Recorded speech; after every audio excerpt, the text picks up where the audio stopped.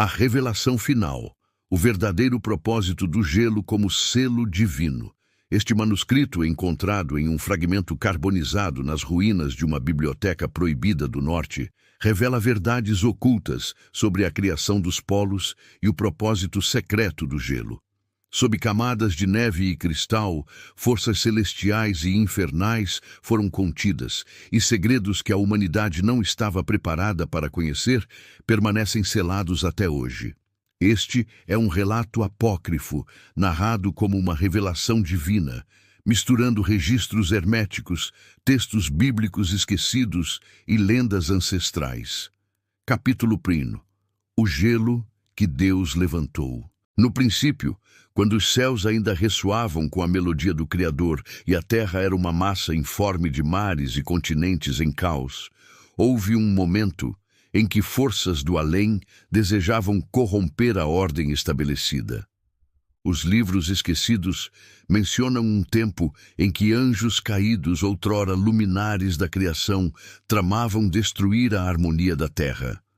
Deus, em sua infinita sabedoria, não apenas repreendeu os rebeldes, mas arquitetou um plano que transcenderia a compreensão humana por milênios, o selo do gelo. As águas dos mares, dos rios e das nuvens foram chamadas a se unir no ápice do norte e do sul, formando regiões intransponíveis de gelo eterno. Mas este não era um fenômeno natural. Era uma prisão sagrada, erguida por ordem divina. O gelo serviria como barreira, como muro de contenção e como testamento da vigilância celestial. Cada centímetro de neve e cada cristal de gelo foi moldado com intenção. Cada fissura e caverna escondia segredos que somente os arcanjos poderiam compreender. Manuscritos antigos, encontrados nos desertos da Síria e do Tibete, sugerem que o gelo também possuía propriedades espirituais, funcionando como uma espécie de filtro entre os mundos, impedindo que entidades caídas alcançassem o plano humano, enquanto preservava o equilíbrio da terra. Tal como o Éden, que continha a árvore da vida, o gelo era uma forma de santificação do planeta, um selo físico, espiritual e simbólico. Capítulo 2. As prisões congeladas. Registros herméticos falam de 7 regiões de contenção, onde o gelo não é apenas frio, mas vivo. A primeira e mais conhecida é a vasta planície antártica, que abriga o que antigos textos denominam o selo dos 7 tronos. Aqui, anjos caídos de grande poder foram aprisionados em estruturas cristalinas erguidas por mãos invisíveis, moldadas pela ordem divina. Cada cristal era, segundo o livro de Jachar apócrifo, capaz de absorver a essência do pecado e transformar a corrupção em silêncio eterno. Outras regiões mencionadas em fragmentos de papiros egípcios e em crônicas nórdicas apontam para terras geladas no extremo norte, onde rios congelados formam labirintos que isolam seres que desafiaram a ordem celestial. Alguns desses seres, apesar de aprisionados, permaneceram conscientes, testemunhando a passagem dos séculos como se fossem sombras em um relógio eterno. O gelo, portanto, não era apenas um obstáculo físico, mas uma prisão espiritual, onde o tempo se tornava relativo e a memória era a única companhia das entidades seladas. Os escribas que registraram estas verdades enfatizavam que tocar esses cristais era perigoso. A simples proximidade podia corromper a mente humana ou, na melhor hipótese, revelar visões que poucos poderiam suportar. Cada fragmento de gelo era, paradoxalmente, um livro vivo. Continha histórias do céu e do inferno, fragmentos de sabedoria celestial e advertências sobre a soberba daqueles que desejassem quebrar o selo. Capítulo 3. O propósito divino oculto. Muitos estudiosos modernos consideram o gelo apenas como consequência climática. Entretanto, os antigos conheciam sua função espiritual. O selo divino cumpria 3 propósitos principais: conter a corrupção. Anjos caídos Demônios e forças de caos estavam contidos, impossibilitados de interferir diretamente na humanidade. Cada neve que cai é uma camada adicional de proteção. Cada tempestade de inverno, uma lembrança do poder divino. Preservar o conhecimento sagrado. Entre as camadas de gelo existem templos e câmaras herméticas que guardam manuscritos e artefatos proibidos. Alguns desses registros contêm instruções sobre a origem do mundo, fórmulas para a manipulação de elementos naturais e segredos sobre a alma humana. O gelo impede que tais informações sejam descobertas antes do tempo determinado por Deus.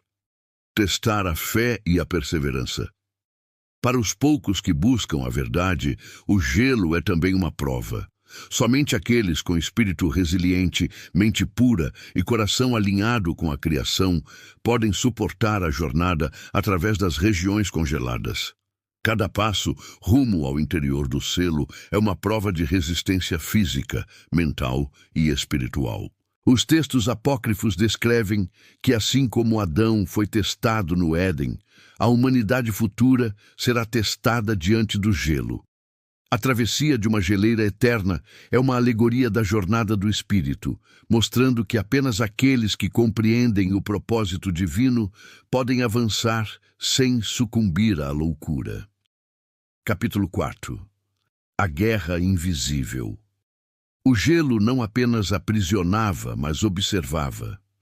Seres invisíveis, designados por Deus como guardiões do selo, patrulham os limites das regiões congeladas. Eles são descritos como figuras de luz cristalina, capazes de detectar intenções malignas e purificar a energia de qualquer intruso que se aproxime.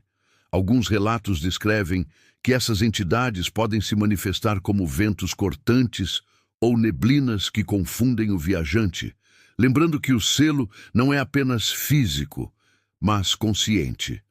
Textos antigos chamam este confronto de a Guerra Invisível, onde forças celestiais enfrentam ecos do pecado e da corrupção que ainda tentam escapar de suas prisões. Cada caverna de gelo, cada iceberg isolado, é um campo de batalha silencioso, onde a eternidade testemunha a vigilância divina.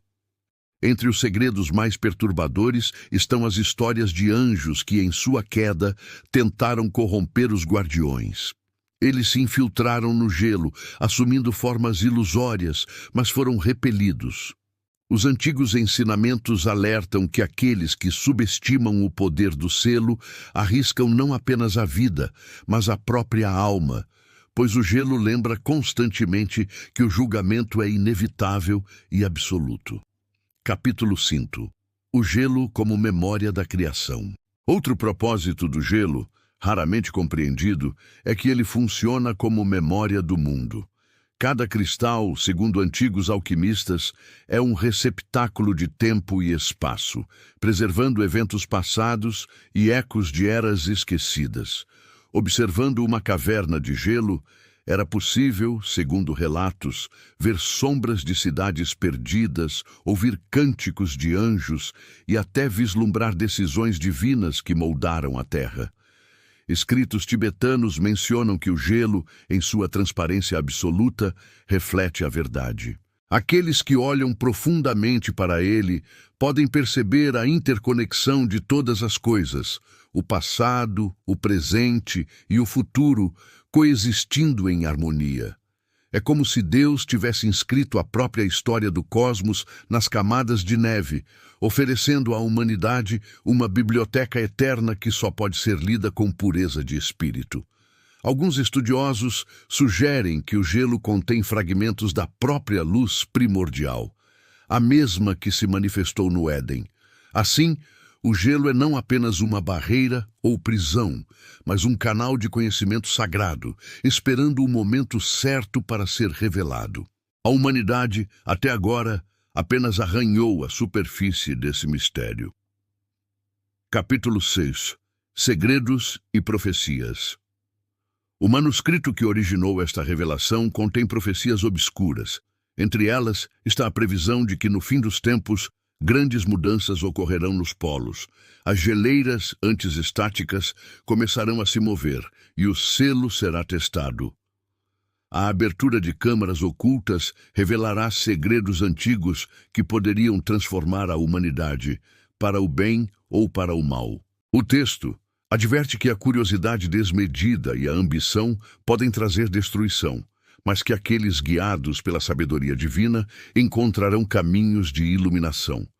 O gelo, portanto, é simultaneamente protetor e juiz, biblioteca e prisão, escudo e espelho da alma.